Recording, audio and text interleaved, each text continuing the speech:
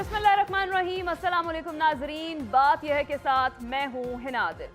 नाज़रीन, महंगी रोटी है और सस्ती जान, ऐसा है पाकिस्तान। 75 साल गुजर गए लेकिन अवाम की बेबसी बेचारगी खत्म ना हो सकी। इंसाफ मिला ना ही किसी को हक। इसीलिए अवाम के मुंह पर एक ही नारा है, सादा हक एथेरक। महंगाई के नाम पर इमरान खान की हुकूमत को घर भेजा गया।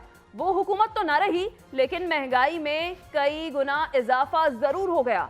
मौजूदा हालात में अगर मुल्क का कोई सबसे बड़ा मसला है तो वो है मईशत, खुराक की किल्लत, जखीरा अंदोजों की मनमानियां, लाकानूनियत और स्मगलर्स माफिया के राज ने अवाम के मुंह से निवाला छीन लिया है। एटमी ताकत, फौजी साजो सामान और ताकत के ऐवानों का सरचश्मा अवाम है, लेकिन इस अवाम की महंगाई से क्या हालत है और ये सूरत हाल कब तक जारी रहेगी? हमारा पाकिस्तान डॉक्ट्राइन क्या है और सियासत में माइनस और प्लस फार्मूला कब तक चलेगा? इन तमाम मौज़ूआत पर आज हम बात करेंगे, लेकिन महंगाई और मईशत की तबाहाली पर सबसे पहले बात। हमारे साथ मौजूद होंगे रिजवान रजी साहब, सलमान आबिद साहब, नसीर वागा साहब और हमें ज्वाइन करेंगे हामिद खान साहब। नसीर वागा साहब, आपसे आगाज करती हूँ। महंगाई और मईशत, बुरा हाल है अवाम का, क्या होगा? अच्छा, एक बात जो अभी आपने कही है कि इमरान खान की जो हुकूमत है वो महंगाई की वजह से मेरा ख्याल है घर नहीं भेजी गई थी। वो वोट ऑफ नो कॉन्फिडेंस उनके खिलाफ आया था। और हाँ, अलबत्ता बहाना बनाया जा सकता है, उस वक्त जवाब बनाया जा सकता है। अगर अब के हालात देखे जाएं तो फ़र्क बहुत ज़्यादा है। आज तो हम आवाम की बात कर रहे हैं, आज हमने किसी सियासी पार्टी की बात नहीं करनी।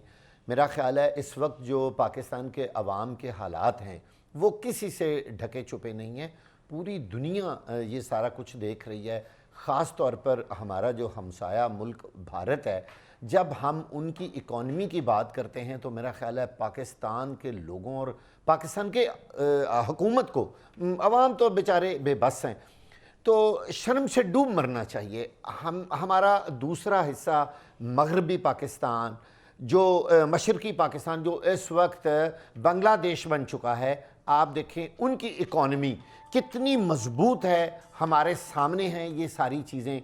आप ख़ुद देखें कि पाकिस्तान के अंदर इस वक्त रोटी हासिल करना कितना मुश्किल और नामुमकिन काम बन चुका है। लोग रोटी की खातर लाइनों में लग के अपनी जानें दे रहे हैं, आपके सामने है, सारी दुनिया के सामने है। अच्छा, इस पे ज़्यादा दुख की बात तो ये है कि हुकूमत, कोई भी हुकूमत, मैं हरगिज़ किसी एक हुकूमत की बात नहीं करूँगा, वो पीटीआई की हो या वो पीपल्स पार्टी की हो या वो पीडीएम की हो, इन्होंने अवाम के लिए, महंगाई को ख़त्म करने के लिए किसी ने कुछ नहीं किया, बल्कि उल्टा ये जो मुफ्त आटे की स्कीम है ना, आपने देख लिया है कि इसमें लोग कितने जलील हुए, लोगों का जो ज़मीर है वो मारा गया।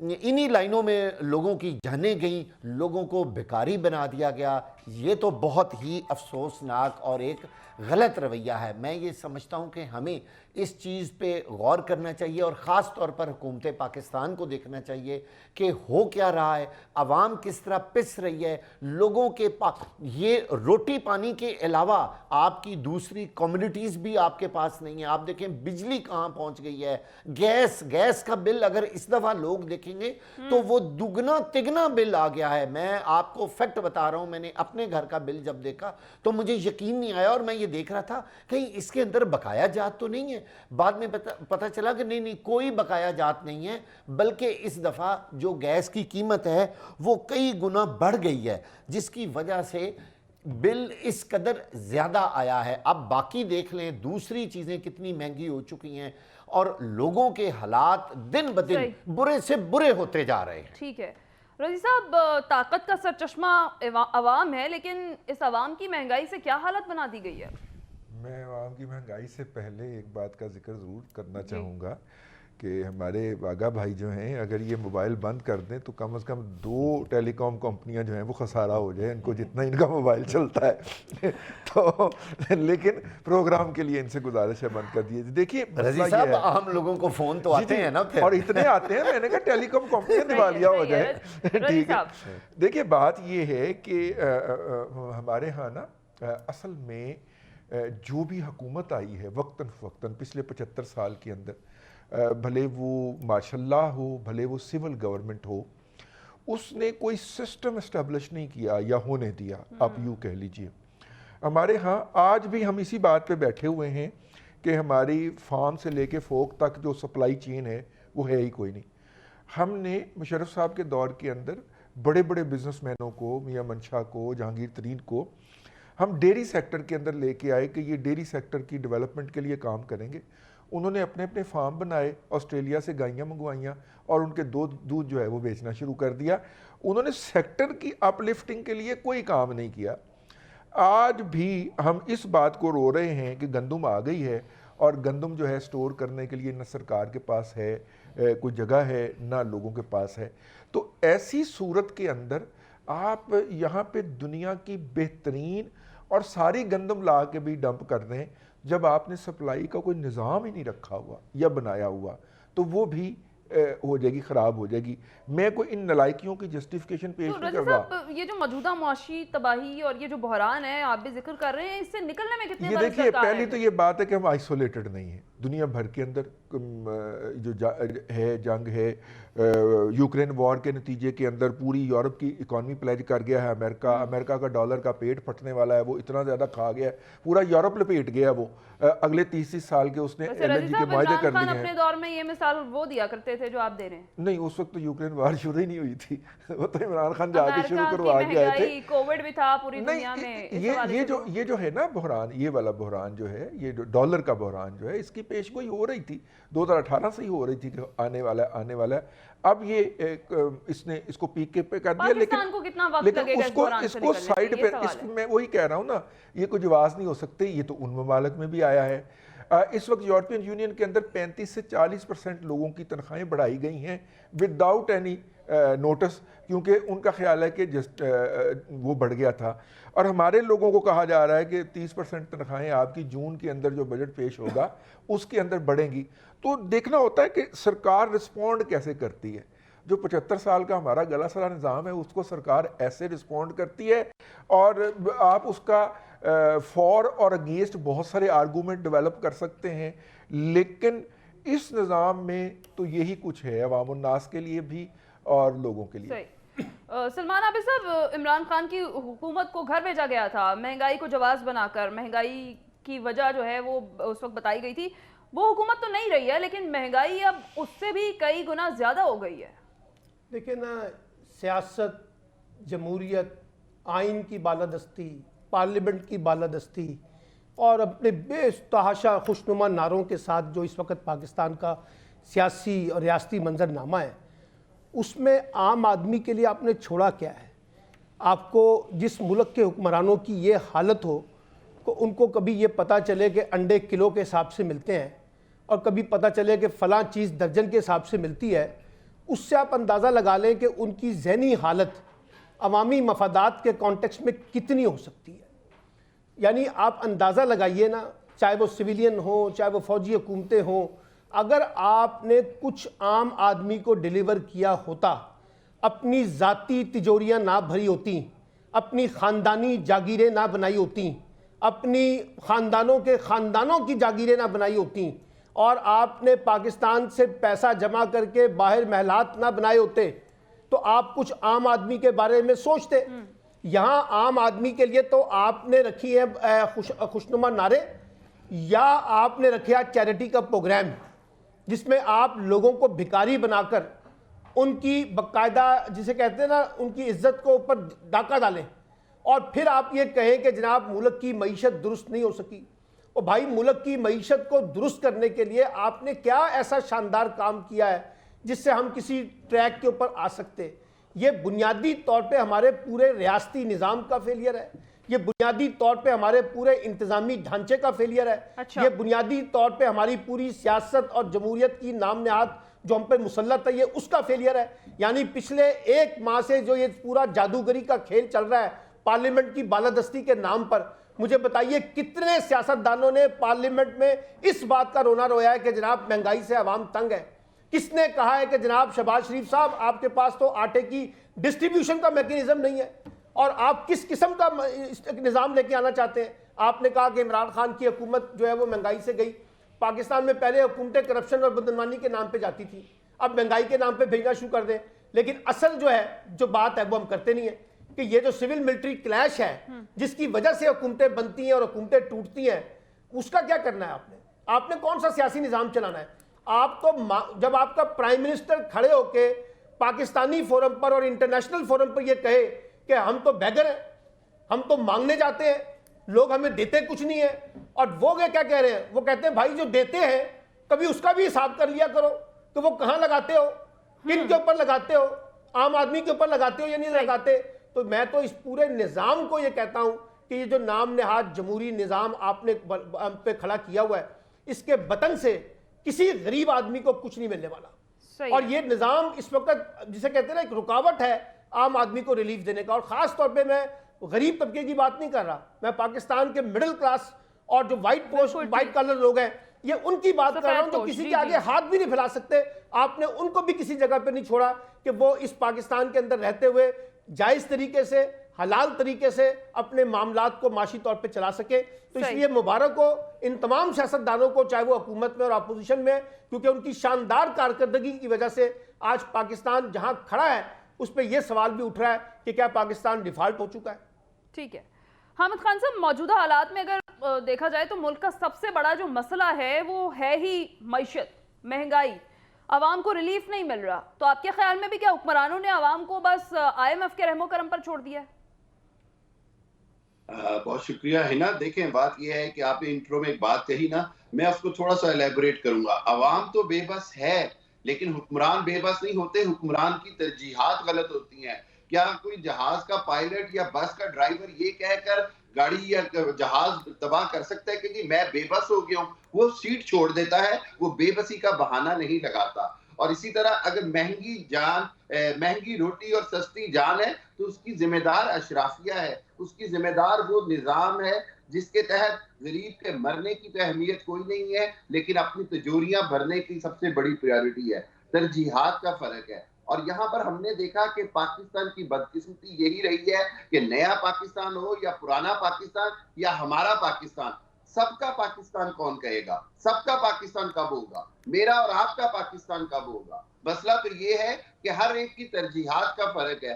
اگر پاکستان کے عوام کا نہیں سوچا جائے گا تو عوام کا غیظ و غضب آخرکار تو آپ کو لپیٹ میں لے گا. دیکھیں اب یہ جو کچھ ہو رہا ہے یہ ایک نیچر ڈیوائن کی طرف جا رہا ہے, ایک قدرتی نظام کی طرف جا رہا ہے جس میں بالآخر میرا ایمان ہے, یقین ہے کہ ان سب کو جنہوں نے پاکستان کا یہ حشر کیا ہے ان کو جواب دہ ہونا پڑے گا. اور عوام جو ہے وہ جہاں جس گڑھے میں معیشت آج گر گئی ہے, آج معیشت کی گاڑی بڑی تیزی سے گر نہیں رہی بلکہ معیشت تو گڑھے میں گر چکی ہے. اس گڑھے سے نکالنے کے لیے سب سے بڑی چیز جو ضروری ہے وہ سسٹم کو دوبارہ سے اوور ہال کرنا ہے. نہ کوئی جمہوریت کا نعرہ لگاتا ہے, کوئی صدارتی نظام کا نعرہ لگاتا ہے, کوئی کسی ڈاکٹرائن کا حوالہ دیتا ہے. خدارا آپ طبقاتی نظام کی بات کر لیں, آپ کسی ایسے نظام کی بات کریں جس میں غریب تک عوام کے ریسورسز پہنچے. دیکھیں ایک جگہ کہا گیا کہ غربت کی سب سے بڑی وجہ کیا ہے؟ دنیا کی ریسرچ کے مطابق غربت کی سب سے بڑی وجہ وسائل کا بے انصافی پر مبنی تقسیم ہے. یعنی غربت جو ہے نا وہ حکمرانوں کے بے انصاف رویوں کی وجہ سے پیدا ہوتی ہے. پاکستان جیسا رچ کنٹری غربت اس لیے نہیں ہے یا اس لیے معیشت نہیں تباہ ہو رہی کہ پاکستان کے معاشی حالات خراب ہیں. پاکستان میں حکمرانوں کی ترجیحات غلط رہی, مقتدر حلقوں کی ترجیحات غلط رہی, اشرافیہ کی ترجیحات غلط رہی. ٹھیک ہے, بریک پر جانے سے پہلے میں کوئکلی آپ لوگوں سے ون لائنر آنسر جو ہے وہ لینا چاہوں گی اس چیز کا کہ یہ بحران تو ہے, ہم سب مان رہے ہیں معاشی بحران ہے اور اس وقت معیشت جو ہے وہ تو بحالی کی جانب گامزن ہے. اس تمام تر صورتحال سے نکلنے میں کتنا عرصہ درکار ہوگا؟ نصیر واگا صاحب. دیکھیے 75 سال پرانے معاملات نہ تو اتنی جلدی یہ حل ہو سکتے ہیں اور نہ انہوں نے ہونا ہے. اس کا کوئی ٹائم فریم نہیں دے سکتا. ہاں البتہ اگر ایمانداری, لگن اور سچائی کے ساتھ کوشش کی جائے تو آپ یقین جانیں 6-7 مہینے بہت ہیں اس ملک کو ان مسائل سے نکالنے کے لیے. 100% میں آپ کو یہ بات یقین سے کہہ رہا ہوں. ٹھیک ہے, رضی صاحب آپ تو معیشت کے ماہر ہیں, آپ بتائیں. 2018 پہ جو ہماری صورتحال تھی، جتنی بھی اچھی تھی یا بری تھی، اس پہ واپس جانے کے لیے ہمیں کم از کم 5 سال چاہیے. ہم 2028 پہ شاید اس تک واپس اس لیول پہ پہنچ سکیں. سلمان عابد صاحب، دیکھیے کم سے کم 10 سال کا روڈ میپ اکانومی کا اور ایک بڑی میجر سرجری، یہ جو کینسر کے مرض کا ڈسپرین کی گولی سے علاج کرنے کی کوشش کی جا رہی ہے نا، ایسے میں معیشت ٹھیک نہیں ہوگی. ٹھیک ہے. حامد خان صاحب، صرف ایک بات ہے، آپ اپنی سمت ٹھیک کر لیں، عوام کا اعتماد بحال کر دیں، تو سال سے 2 سال میں معیشت عوام کے اعتماد کی وجہ سے پیروں پر کھڑی ہو سکتی ہے. اگر عوام کا اعتماد بحال نہیں ہوگا، سمت ٹھیک نہیں ہوگی، ڈائریکشن ٹھیک نہیں ہوگی، تو معیشت کی بحالی 10 سال میں بھی نہیں ہوگی. Direction is very important. ٹھیک ہے. ڈائریکشن ٹھیک کرنی ہوگی، اور اگر ڈائریکشن ٹھیک ہوگی تبھی ہم جو ہے جو اس وقت ملک میں معیشت کی جو تباہلی ہے اس سے نکل سکیں گے. ناظرین، یہاں وقت ہے ایک بریک کا. بریک کے بعد واپس آئیں گے، بات کریں گے ہمارا پاکستان نئے اور پرانے پاکستان سے کیسے مختلف ہوگا. اس پر بات کریں گے اس بریک کے بعد.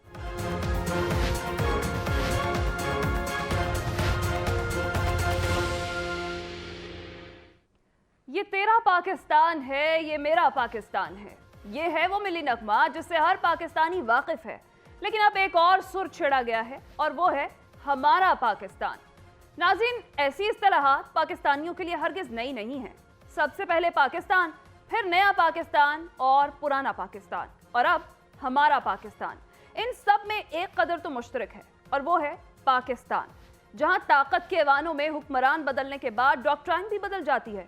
آج ہم بات کریں گے کہ ہمارا پاکستان کا نظریہ باجوہ ڈاکٹرائن سے کیسے مختلف ہے، اور کیا اب ہائیبرڈ نظام اپنے انجام کو پہنچ چکا ہے یا ابھی تک یہ پروجیکٹ جاری ہے. اس پر بات کرتے ہیں.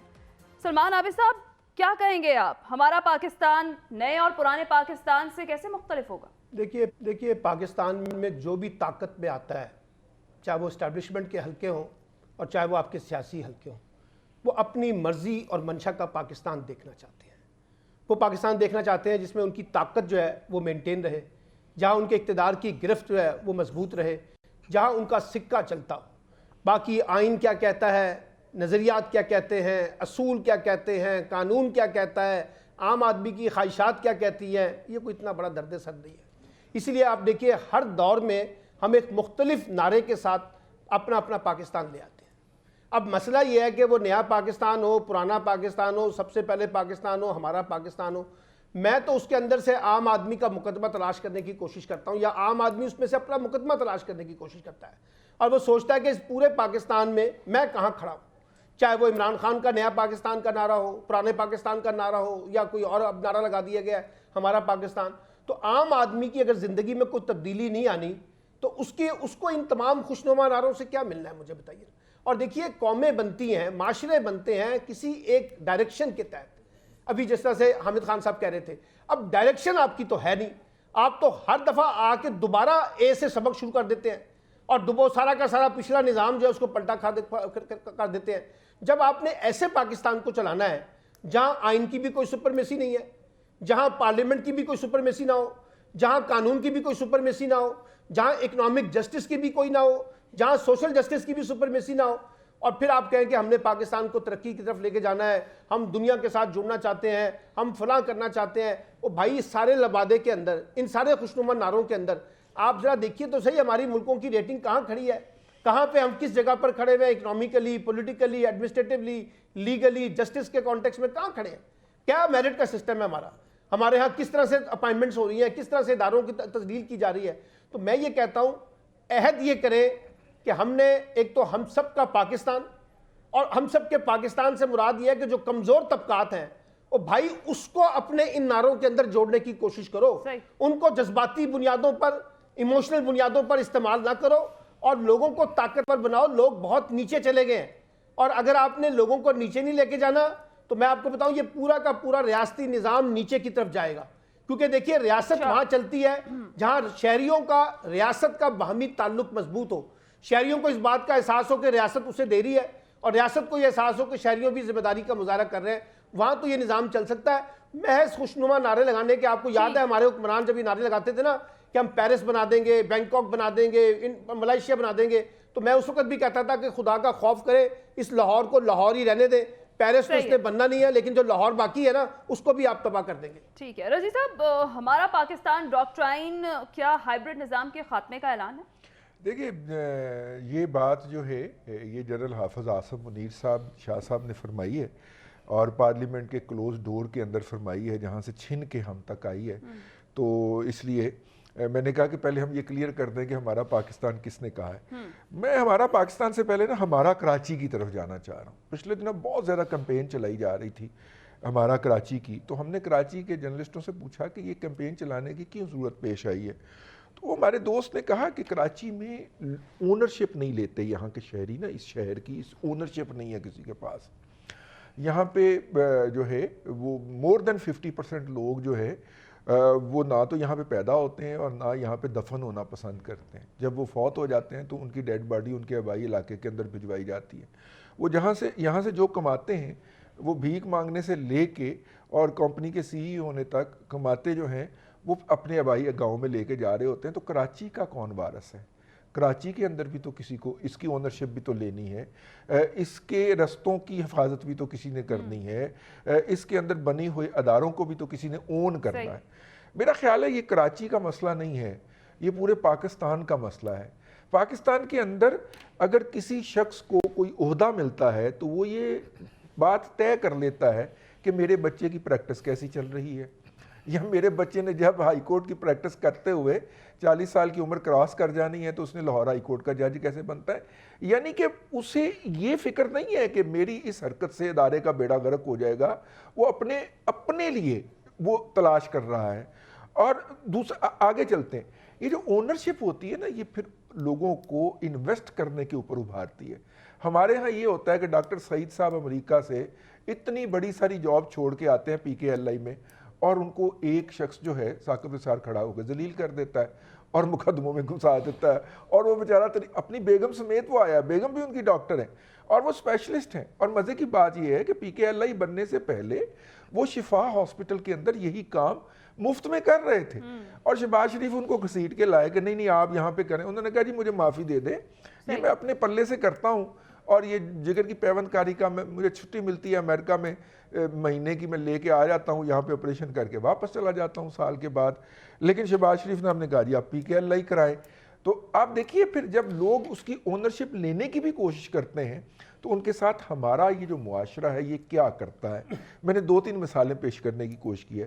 یہ جتنے بھی نعرے ہیں، جیسے ہمارا پاکستان کا نعرہ لگایا ہے عاصم منیر شاہ صاحب نے، تو بنیادی طور پہ وہ اس بات کی بات کر رہے ہیں کہ اس کی اونرشپ لی جائے۔ مثلا دیکھیے نا 3.5 کروڑ افغانی پاکستان کے معاشرے کے اندر گھسے ہوئے ہیں، اور 3.5 کروڑ تو تب تھے نا جب وہ آئے تھے، وہ تو ملٹی پلائی بھی بہت زیادہ ہوتے ہیں، تو اب وہ بہت زیادہ ہو چکے ہیں۔ وہ یہاں پہ آتے ہیں، پاکستان کا پاسپورٹ لیتے ہیں، کوئی یورپ میں بیٹھا ہے، کوئی UAE میں بیٹھا ہے، کوئی امریکہ میں بیٹھا ہے، ان کی اونرشپ بھی نہیں ہے اس لینڈ کی، وہ اس لینڈ کو اون بھی نہیں کرتے۔ آج بھی انہوں نے جب ریورٹ بیک کرنا ہے تو انہوں نے افغانستان کو ریورٹ بیک کرنا ہے۔ ریسورسز وہ سارے ہمارے یوز کر گئے، پاسپورٹ وہ آئیڈینٹی ہماری یوز کر گئے۔ یہ جو ہے کہ ہمارا جو یہاں پہ بیٹھا ہوا بندہ جس کے ہاتھ کچھ نہیں آیا، وہ وہاں سے آئے، یہاں پہ انہوں نے کاروبار جمائے، ان کاروبار کی بنیاد کے اوپر وہ باہر گئے اور وہ وہاں کے ہو گئے، یا وہاں سے جب پلٹے تو حق تو یہ تھا نا کہ جس زمین نے انہیں دنیا کے اندر بھیجا تھا وہ اس کو پے بیک کرتے۔ وہ پے بیک کر رہے ہیں اپنی جو ایکچول ہوم لینڈ سے جہاں سے ان کے والدین چلے تھے۔ تو میرا مطلب یہ ہے کہ ہمیں اونرشپ کرنے کی ضرورت ہے اس سرزمین کو، اس ملک کو، اس کے نظام کو، اس کے رستوں کو، تبھی ہم ان کی بہتری کر سکیں۔ ہائبرڈ نظام اپنے انجام کو پہنچ چکا ہے یا جاری ہے یہ پروجیکٹ؟ اب دیکھیے وہ پروجیکٹ جو تھا وہ اب بہت سارے لوگوں نے کہہ دیا، اب میں اس کے اوپر کیا کروں کہ 2035 تک کا وہ نظام تھا، تو 4 سال کے بعد ہی وہ اگر آپ نے اس کو ہلانے کی کوشش کی ہے تو بڑی لانگ ٹرم بنیادوں کے اوپر اس کی فاؤنڈیشن ہوگی نا۔ میرا نہیں خیال ہائبرڈ نظام جو ہے صرف اس کے خد و خال بدلے ہیں لیکن وہ اپنی جگہ کے اوپر موجود ہے، اس لیے چوتھے کے دن ہی نظام میں سے چون چون کی آوازیں آنا شروع ہو جاتی ہیں۔ واغا صاحب، عوام کو حقوق کیا دلوا پائے گا ہمارا پاکستان؟ ابھی جیسے رضی صاحب نے کہا ہے کہ جن لوگوں نے، یا خاص طور پر جنرل عاصم منیر صاحب نے جب یہ اسمبلی کے فلور پر یہ لفظ استعمال کیا ہمارا پاکستان، تو میرا خیال میں یہ عام سی بات ہے۔ دیکھیے کوئی پرانا پاکستان ہو، نیا پاکستان ہو، ہمارا پاکستان ہو، ہے تو پھر سب کا ہی پاکستان نا، پاکستان تو ہے نا۔ اصل بات تو یہ ہے کہ بالکل یہ بات ہم نے کی ہے، ہم تمام سب کا تر جو پاکستان جو ہم نعرے سن رہے ہیں ان میں ایک قدر مشترک ہے، وہ ہے پاکستان، جو کہ ہم سب کا پاکستان ہے۔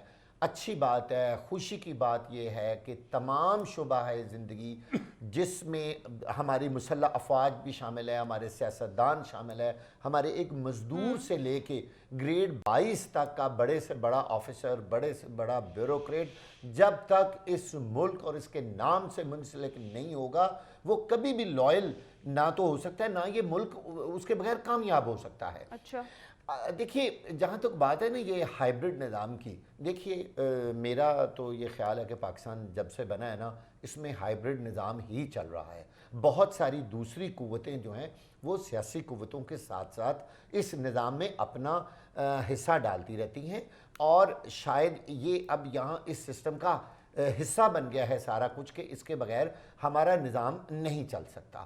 ہمیں زور دینا ہوگا، ہمیں کہنا ہوگا کہ یہ ہم سب کا پاکستان ہے، ہمیں اس کی آنرشپ لینی ہوگی۔ بالکل رضی صاحب نے یہ بات صحیح کہی ہے، جب تک ہم اس کی آنرشپ نہیں لیں گے ہم پاکستان کے ساتھ کسی صورت بھی لائل نہیں ہو سکتے۔ اور وہ قوتیں جو پاکستان کے خلاف کوئی بھی کام کر رہی ہیں، ہمیں سب کو متحد ہو کے یہ ثابت کرنا ہوگا کہ یہ ہم سب کا پاکستان ہے۔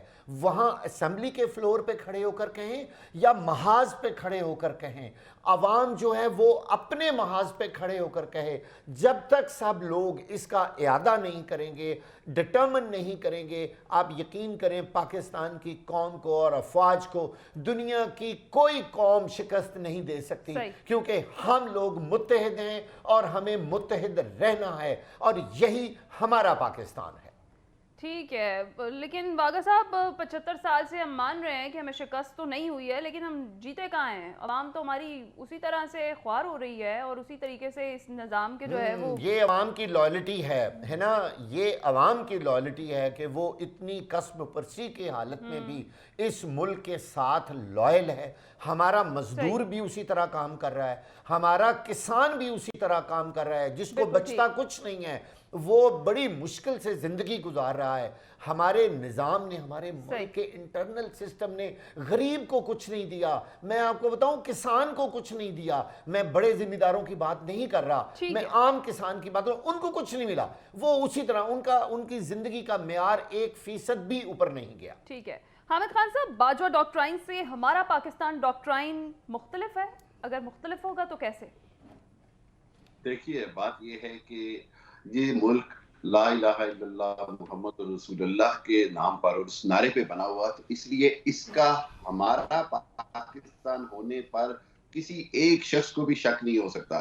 میری یا آپ کی یا ہم میں سے کسی کی بھی پاکستانیت جو ہے، اس کی لائلٹی، اس کا جو پاکستان سے عشق ہے، وہ اس بات کی گواہی دیتا ہے کہ ہم جس طرح کے مرضی حالات میں رہے ہیں، ہم نے ہمارا پاکستان، اپنا پاکستان، سب کا پاکستان کا ہی نعرہ لگایا ہے۔ عوام اس بات کو اس بات کی بنیاد پر ہی تمام تکالیف اور مسائل سہتے آ رہے ہیں۔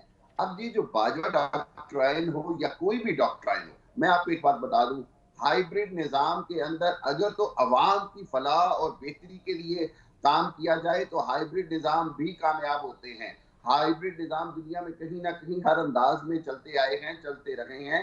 آج بھی میں آپ کو بہت ساری انٹرنیشنل ایگزامپل دے سکتا ہوں جہاں بہت واضح طور پر ہائیبرڈ نظام چل رہا ہے، لیکن ایک بات سمجھنے کی ضرورت ہے، وہ یہ ہے کہ کیا یہ نظام کسی شخصیات کے گرد گھوم رہا ہے؟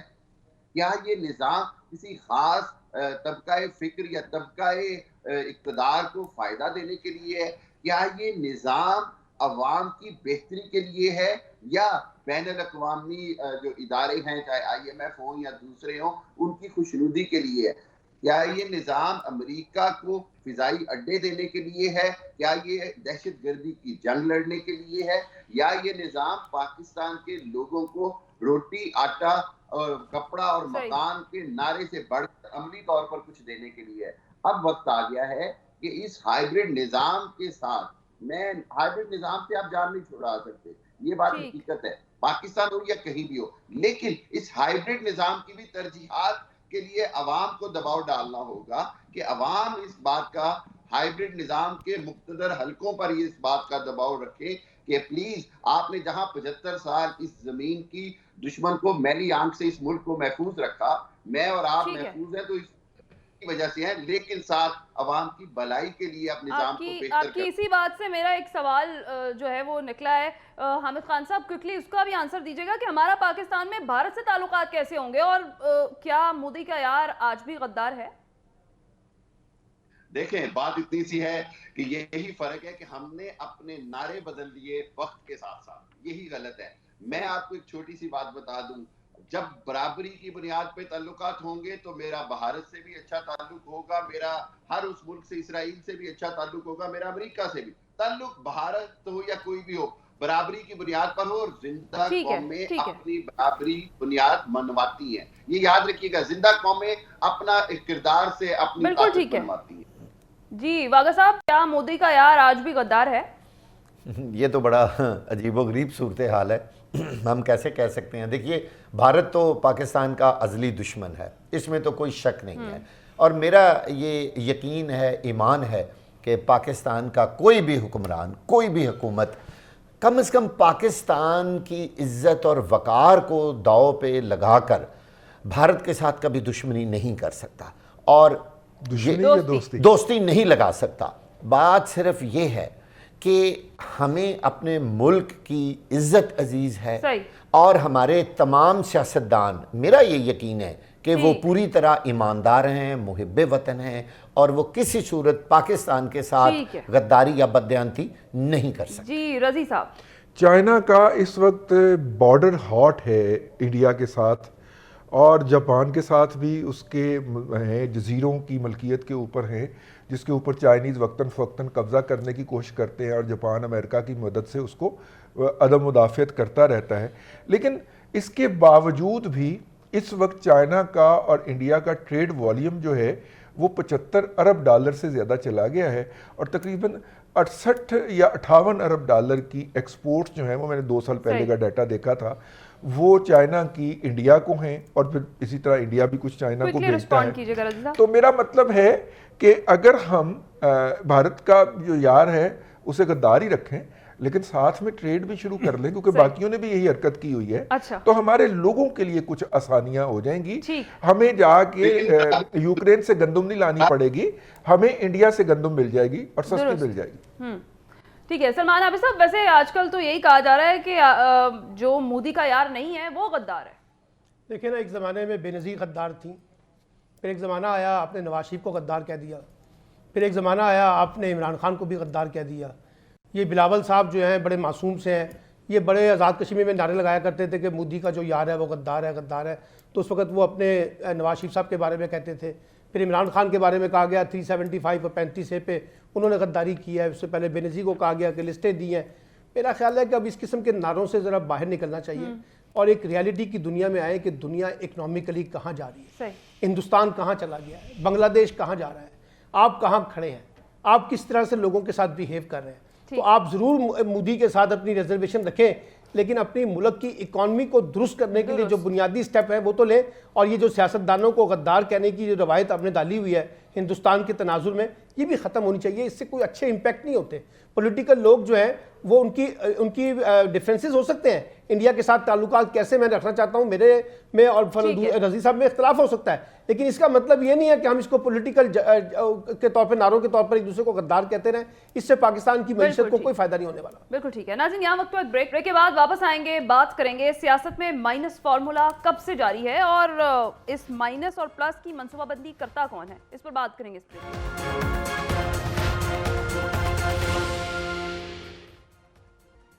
ویلکم بیک ناظرین، سیاست میں کون کب اور کیسے مائنس ہوگا اور کیوں مائنس ہوگا، اس کا فیصلہ کہاں ہوتا ہے؟ کیا سیاستدانوں کو مائنس اور پلس کرنے کا تجربہ اب بھی قابل یقین ہے؟ اور اگر کسی سیاستدان کو مائنس یا پلس کرنا ہے تو کیا عوام اس کا فیصلہ کرنے کی اہل ہے؟ کیا ہمارا نظام انتخاب اتنا شفاف ہے کہ الیکشن کے بعد کوئی جیتے یا نہ جیتے ہر بار دھاندلی ضرور جیت جاتی ہے؟ کیا کبھی شفاف الیکشن کا ادھورا خواب پورا ہو پائے گا؟ اس پر ہم بات کریں گے۔ جی حامد خان صاحب، देखिए बात ये है कि माइनस के अंदर सबसे अहम चीज जो माइनस होती है वो अवाम है। अवाम तो पहले ही इस माइनस की प्लस की गेम में माइनस हो जाती है। और दूसरी बात ये शफाफ इंतखाब, मैं तो समझ रहा था हम कोई सीरियस प्रोग्राम कर रहे हैं। पाकिस्तानी अवाम के लिए तो शफाफ इंतखाब एक जोक से ज्यादा नहीं कुछ रहा। हमने कभी इंजीनियर्ड इंतखाब देखा, कभी सिलेक्शन देखा, कभी कुछ देखा, कभी मैनेज इलेक्शन देखा।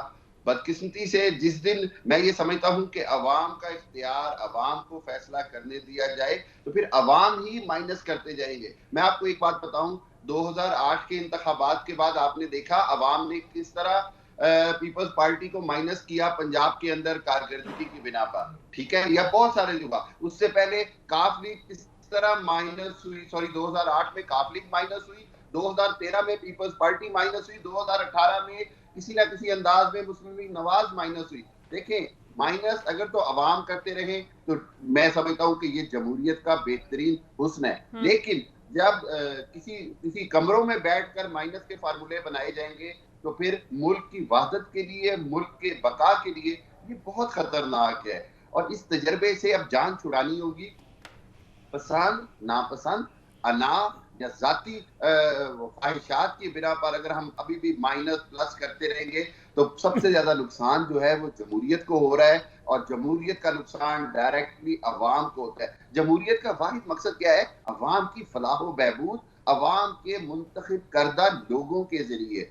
अगर माइनस करके अवाम को वो चॉइस ही नहीं दी जाएगी किसी को मर्जी का शख्स मुंतखब करने की, तो ये एक बड़ा अहम सवाल हमेशा के लिए उठाया जाएगा। मैं ये समझता हूँ कि अब वक्त आ गया है कि इस माइनस प्लस की गेम से तमाम मुक्तदर हल्के बाहर आ जाएं, तमाम सियासी जमातें बाहर आ जाएं। अपने जाती मुफाद की वजह से अवाम उसकी कीमत देते हैं, अवाम उसकी कीमत देते आ रहे हैं, चाहे वो अवाम की महंगाई की शक्ल में हो, अमन व अमान की शक्ल में हो, बेरोजगारी की शक्ल में हो, बेबसी की शक्ल में हो।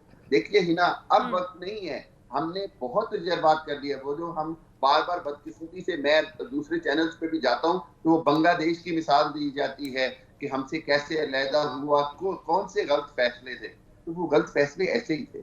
मैं नहीं समझता कि अब हमारे पास कोई गुंजाइश रह गई है किसी किस्म के माइनस नए फार्मूले बनाने की। अवाम को फैसला करने दें। अवाम बेहतरीन जज होते हैं, चाहे कोई भी निजाम हो, चाहे आप सुधारती निजाम ले आए, जमहूरी टिपिकल डेमोक्रेसी ले आए, या कोई भी निजाम ले आए, लेकिन फैसला अवाम को करने दें। यही बेहतरीन माइनस प्लस का फार्मूला है। ठीक है वाक़ा साहब, लियाकत अली खान को शहीद कर दिया गया, जुल्फ़िकार अली भुट्टो साहब को माइनस किया गया, बेनज़ीर भुट्टो को माइनस किया गया, फिर अल्ताफ़ हुसैन, उसके बाद माइनस नवाज शरीफ, और अब माइनस इमरान खान की बातें हो रही हैं। ये सिलसिला कब से जारी है और कब तक ये जारी रहेगा, और इसकी मनसूबाबंदी करता कौन है?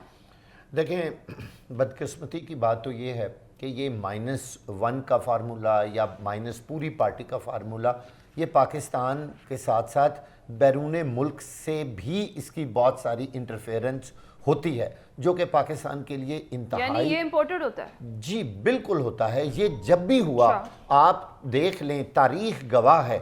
लियाकत अली खान की शहादत से लेके सारी दुनिया मान रही है कि जुल्फ़िकार अली भुट्टो की शहादत और उसके बाद जितने इस तरह के वाक़यात खौफनाक हुए हैं, इनमें बैरूनी हाथ ज़रूर होता है, लेकिन इसके साथ साथ पाकिस्तान के कुछ मजबूत इदारे भी उनके साथ मिल के लोगों को माइनस करते हैं, जो कि हकीकत में एक बहुत ही बुरी रवायत है। जैसे हामिद खान साहब ने कहा, हकीकत में तो ये हक जो है ये अवाम के पास होना चाहिए। अवाम किसी शख्स को माइनस करे या प्लस करे तो ही मज़ा आता है और उसी बंदे का मेरिट बनता है। लेकिन मैं आपको पूरे यकीन और शफाफ इंतखाबात से ही मुमकिन होगा। मैं यही कहने लगा था, मैं पूरे यकीन और वसूख के साथ कह रहा हूँ कि पाकिस्तान में कभी भी शफाफ इंतखाबात नहीं हुए। उन पे कोई ना कोई चीज़ असरअंदाज, कोई इदारा हो रहा होता है, कोई ऐसे आगे होंगे वागा साहब जी, आगे होंगे जी होंगे, होंगे। जब भी इंतखाबात होंगे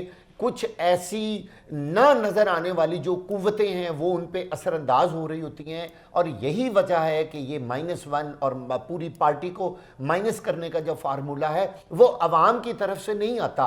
अगर फेयर एंड फ्री इलेक्शंस हों तो ही पता चलता है कि कौन प्लस है और कौन माइनस है। मैं अभी मौजूदा हालात की बात कर रहा हूँ कि अगर इंतखाबात होने दिए जाएं اگر لوگ کہیں کہ جی میاں نواز شریف کو حق ہونا چاہیے الیکشن لڑنے کا تو بھئی حقیقت ان کو تو پہلے عدالت سے کلیئرنس لے کے آ جائیں. اچھا آپ دیکھیں عوام کو کوئی اعتراض نہیں ہے کہ وہ الیکشن لڑ لیں, اگر ان کے کچھ ایسے کیسز ہیں, کچھ معاملات ہیں, عدالتی معاملات ہیں, تو وہاں عوام ان کو کلیئرنس کی چٹ نہیں دے سکتی. لہٰذا عمران خان یا کوئی بھی پارٹی کسی کو بھی انتخابات سے باہر رکھنا اس ملک کے لیے نقصان دہ ہوگا. بالکل ٹھیک ہے.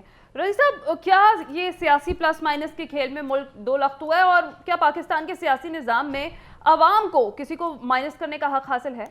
دیکھیے جب بھی عوام کو مائنس کرنے کی یا ان کی رائے کو مائنس کرنے کی کوشش کی گئی, ناکام یا کامیاب, تب اس ملک کو نقصان ہوا.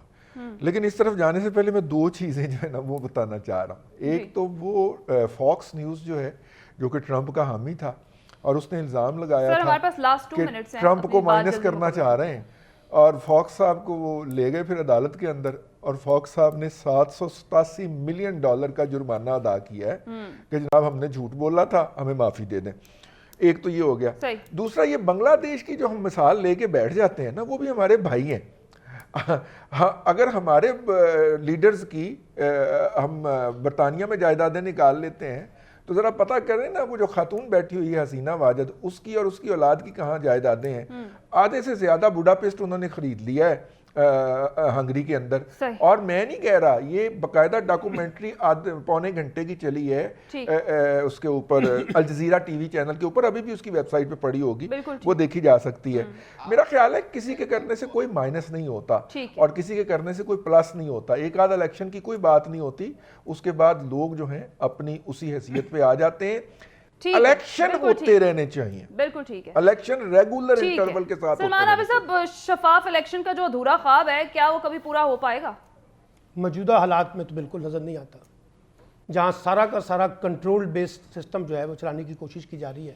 اور یہ واگا صاحب نے ٹھیک کہا ہے, 70 سے شروع ہو جائے اور 2018 تک آ جائے, کوئی ایک انتخاب بتا دیں. سوری سلمان صاحب, جس ملک میں الیکٹرانک ووٹنگ مشین کو نہیں آنے دیا جا رہا اور لوگوں کو یہ حق نہیں دیا جا رہا, اس سے زیادہ شفاف طریقہ دنیا میں نہیں ہو سکتا. نہیں ہونی چاہیے. کون سا فیئر اینڈ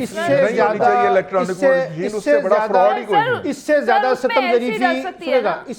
ستم ظریفی کیا ہو سکتی ہے جس ملک کا چیف الیکشن کمشنر یہ کہے کہ انتخابات کے نتیجے میں ملک میں سیاسی انتشار آتا ہے. وہاں شفاف انتخابات, آپ بھول جائیں شفاف انتخابات, جہاں الیکشن کمشنر جو ہے کھڑے ہو کر انتخابات کی نفی کرے, انتخابات کے خلاف کمپین چلائے, انتخابات کے خلاف ایک ایسا پروپیگنڈا کرے کہ جناب جس سے انتخابات تو مسئلوں کو حل کرتے ہیں, بگاڑے ہوئے چیزوں کو درست کرنے کی طرف اسٹیپ ہوتے ہیں. اور یہاں چیف الیکشن کمیشن جا کے عدالتوں کو کہتا ہے کہ اگر آپ نے الیکشن کروائے تو اس سے ملک میں انتشار پیدا ہو جائے گا. اور یہ شفاف الیکشن جو ہر دفعہ شفاف ہوتے ہیں بقول چیف الیکشن کمشنروں کے, چاہے وہ آج کے ہیں چاہے وہ پہلے ہیں, ہر الیکشن کے اوپر کوئی مجھے بتا دیجئے جس کے اوپر متنازع امور نہ ہو. اور اگر کسی کو شک ہے تو وہ جو اپنا بنا تھا عدالتی کمیشن, اس نے تو 40 نکات دیے تھے نا جی عدالتی اصلاحات, اس کے انتخابی اصلاحات کے حوالے سے. وہ آج کہاں کھڑے ہیں, وہ جا کے پوچھ لیں. شفاف انتخابات صرف الیکشن کمیشن کی ذمہ داری نہیں ہے, ریاست کی بھی ذمہ داری ہے, سیاسی جماعتوں کی بھی ذمہ داری ہے, اور شہریوں کی بھی ذمہ داری ہے. لیکن ہم تو وہ انتخاب چاہتے ہیں جس میں صرف ہم جیتے. بالکل ٹھیک ہے. بہت شکریہ تمام پینلسٹ سے اتنا ہی. اپنا خیال رکھیے گا, فیڈ بیک دیجیے گا. اللہ حافظ.